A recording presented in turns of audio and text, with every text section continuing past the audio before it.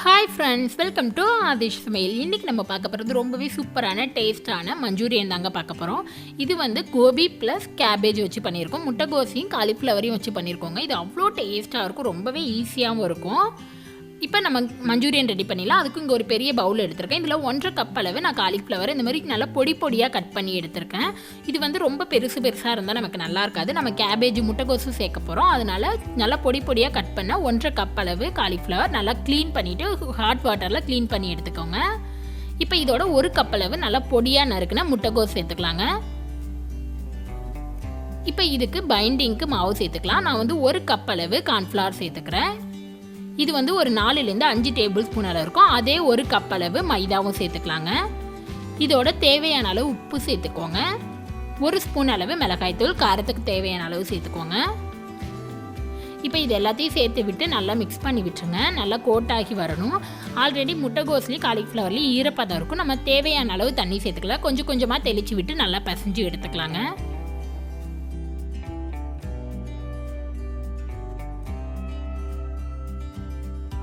இப்போ நல்லா மிக்ஸ் பண்ணி எடுத்தாச்சு. இதை நம்ம ஃப்ரை பண்ணிடலாங்க.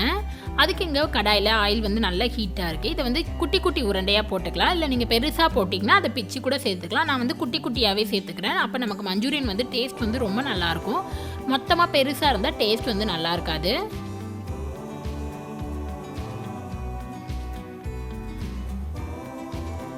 இப்போ எல்லாத்தையுமே சேர்த்தாச்சுங்க. இப்போ நல்லா ஃப்ரை ஆகிட்டுருக்கு. இது வந்து நல்லா ஃப்ரை ஆகட்டும். இப்போ இங்கே நல்லா ஃப்ரை ஆகிடுச்சு ஒரு 2 நிமிஷத்துலேயே. இப்போ நம்ம மஞ்சூரியனுக்கு 2 டைம் ஃப்ரை பண்ணுவோம். இது வந்து ஃபர்ஸ்ட் டைம் ஃப்ரை பண்ணியாச்சு. இது கொஞ்சம் சாஃப்டாக இருக்கும். செகண்ட் டைம் பண்ணும்போது நமக்கு நல்லா கிறிஸ்பியாக கிடைக்கும். அதனால் நம்ம 2 டைம் பண்ணி எடுத்துக்கலாம். இதே போல் ஃபர்ஸ்ட் டைம் எல்லாத்தையுமே ஃப்ரை பண்ணி எடுத்துடலாம். அதுக்கப்புறம் நம்ம செகண்ட் டைம் ஃப்ரை பண்ணிடலாம். எல்லாத்தையுமே ஃபஸ்ட் டைம் ஃப்ரை பண்ணி எடுத்தாச்சு. எண்ணெய் வந்து நல்லா ஹாட்டாக இருக்குது, நல்லா சூடாக இருக்கணும். இதில் நம்ம ஃப்ரை பண்ணி எடுத்து வச்சுருந்த அந்த ஒரு பக்கோடா எல்லாத்தையுமே சேர்த்துக்கலாங்க. இதை வந்து நல்லா ஹை ஃப்ளேம்லேயே நல்லா ஃப்ரை ஆகி வரட்டும். இதை ஃப்ரை பண்ணிவிட்டு நம்ம அப்படியே கூட சாப்பிட்லாம். ரொம்ப டேஸ்ட்டாக பக்கோடா மாதிரி அவ்வளோ சூப்பராக இருக்கும். நம்ம இன்றைக்கி இதை வச்சு நம்ம மஞ்சூரியனாக பண்ண போகிறோம்.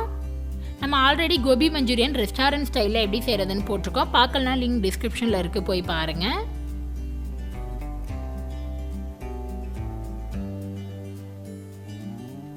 இப்போ அதே கடாயில் ஒரு 2லேருந்து 3 டேபிள் ஸ்பூன் அளவு எண்ணெய் வச்சுருக்கேன். இப்போ அந்த எண்ணெயோடையே நம்ம யூஸ் பண்ணிக்கலாம். இதில் ஒரு 2 பச்சை மிளகாவை நல்லா பொடியாக கட் பண்ணியிருக்கேன். ஒரு 10 பல்லு பூண்டு எல்லாத்தையுமே நல்லா பொடியாக கட் பண்ணி எடுத்து வச்சுருக்கேன். இதை சேர்த்துக்கலாங்க. நம்ம இன்றைக்கி சாஸ் எல்லாம் சேர்த்து தான் பண்ண போகிறோம். சாஸ் சேர்க்காமலும் இதை செய்யலாம். அதுவும் நான் எப்படின்னு சொல்கிறேன் உங்களுக்கு. இப்போ இது நல்லா 10 செகண்ட் நல்லா வறுத்து எடுத்தாச்சு. இதோட நல்லா ஒரு பெரிய வெங்காயத்தை நல்லா பொடியாக கட் பண்ணி எடுத்து வச்சுருக்கேன். இதை சேர்த்துக்கோங்க. இதோட உங்களுக்கு குடமிளகா ஃப்ளேவர் பிடிக்கும் அப்படின்னா நீங்கள் அதை கூட சேர்த்துக்கலாம். இப்போ இது நல்லா 1 நிமிஷம் வதக்கி எடுத்துக்கலாம். வெங்காயம் ரொம்ப வதங்க தேவையில்லை, க்ரன்ச்சியாக இருந்தால் தான் நமக்கு நல்லாயிருக்கும். இப்போ வெங்காயம் நல்லா வதங்கிடுச்சு. இதோட சாஸ் எல்லாம் சேர்த்துக்கலாம். ஒரு 2 ஸ்பூன் அளவு டொமேட்டோ கெச்சப் சேர்த்துக்கோங்க. ஒரு 2 ஸ்பூன் அளவு சில்லி சாஸ் சேர்த்துக்கோங்க. 1/2 டேபிள் ஸ்பூன் அளவு சோயா சாஸ். நான் வந்து டார்க் சோயா சாஸ் சேர்க்குறேன் அப்படின்றனால 1/2 டேபிள் ஸ்பூன் அளவு சேர்த்துக்கிறேன். இதோட 2 ஸ்பூன் அளவு சில்லி சாஸ் சேர்த்துக்கலாங்க. இதை சேர்த்து விட்டு நல்லா மிக்ஸ் பண்ணி விட்டுருங்க. உங்கள்கிட்ட சாஸ் இல்லை அப்படின்னா தக்காளி வந்து 3 தக்காளியை மிக்ஸி ஜாரில் போட்டு நல்லா அரைச்சி அதை வந்து சேர்த்து எடுத்துக்கலாம். அதுவுமே ரொம்ப நல்லாயிருக்கும். அதோட கொஞ்சம் மிளகாய்த்தூள், உப்பு சேர்த்துக்கோங்க. இப்போ இதோட தண்ணி சேர்த்துக்கலாம். ஒரு 1/4 கிளாஸ் அளவு தண்ணி சேர்த்து விட்டு நல்லா மிக்ஸ் பண்ணி விட்டுருங்க. இது வந்து தண்ணி வந்து நல்லா கொதிக்கட்டும். அதுக்குள்ளே இது நல்லா திக்காகி வர்றதுக்கு கார்ன்ஃப்ளவர் மிக்ஸ் ரெடி பண்ணிடலாம். அதுக்கு இங்கே ஒரு பவுலில் 1 ஸ்பூன் கார்ன்ஃப்ளவர், ஒரு 1/4 கிளாஸ் தண்ணி சேர்த்து நல்லா மிக்ஸ் பண்ணி விட்டுருங்க. இப்போ மிக்ஸ் வந்து ரெடி ஆகிடுச்சு. இங்கே தண்ணி வந்து நல்லா கொதிக்க ஆரம்பிச்சிருச்சு. இதில் நம்ம கார்ன்ஃப்ளவர் மிக்ஸை ஒரு 3லேருந்து 4 ஸ்பூன் அளவு சேர்த்துக்கிட்டா போதும். ரொம்ப சேர்க்காதீங்க, ஜவ்வாட்டம் இருக்கும். 3லேருந்து 4 ஸ்பூன் அளவு சேர்த்துக்கோங்க. இதை சேர்த்து விட்டு நல்லா மிக்ஸ் பண்ணுங்கள். இது வந்து நல்லா கொஞ்சம் கெட்டியாகி வரணும். இப்போ இங்கே பாருங்கள், நல்லா கெட்டியாகி வந்துடுச்சு. இப்போ நம்ம ஃப்ரை பண்ணி எடுத்து வச்சுருந்த பக்கோடா எல்லாத்தையுமே சேர்த்துக்கலாம்.